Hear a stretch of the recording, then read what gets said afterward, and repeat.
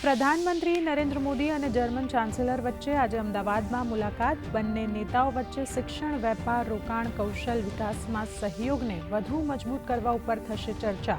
German ચાન્સેલરની આ પહેલી ભારતની અધિકૃત યાત્રા.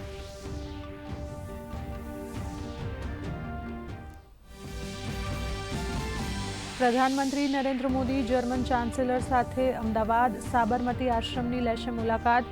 પીએમ નરેન્દ્ર મોદીના હસ્તે આંતરરાષ્ટ્રીય પતંગ મહોત્સવનું ઉદ્ઘાટન. પતંગ મહોત્સવમાં 50 દેશના 135 પતંગબાજો થશે સહભાગી.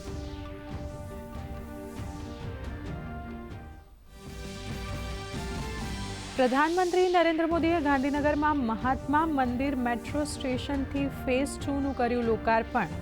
ગાંધીનગરમાં 5 નવા મેટ્રો સ્ટેશન થશે કાર્યરત, તો રાજકોટમાં સૌરાષ્ટ્ર કચ્છ રિજનલ વાઇબ્રન્ટ સમિટનું કર્યું ઉદ્ઘાટન.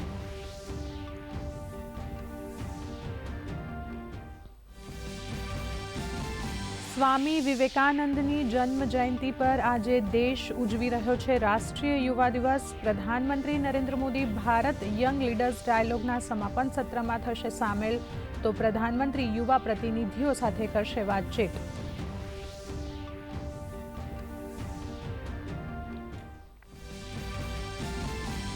ઇસરોનું વર્ષનું પહેલું લોન્ચિંગ આજે. શ્રી હરિકોટાથી લોન્ચ થશે PSLV C-62 EOS-N1 મિશન.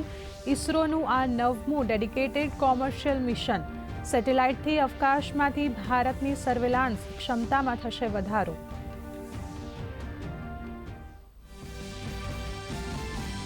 ઈરાનમાં વિરોધ પ્રદર્શન તેજ. માનવ અધિકાર સમૂહનો દાવો, અત્યાર સુધીમાં 500 લોકોના મોત. ડોનાલ્ડ ટ્રમ્પે અમેરિકાના દખલની આપી ધમકી, તો ઇઝરાયલ પણ હાઈ એલર્ટ ઉપર.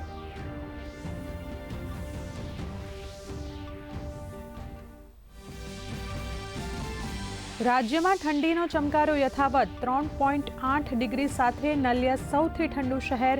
અનેક શહેરોનું તાપમાન 1 ડિજિટમાં નોંધાયું. રાજકોટ અને કંડલામાં 8.9, ભુજ અને ગાંધીનગરમાં 9 ડિગ્રી તાપમાન, સુરેન્દ્રનગરમાં 10, અમદાવાદમાં 11, ભાવનગરમાં 12 ડિગ્રી તાપમાન.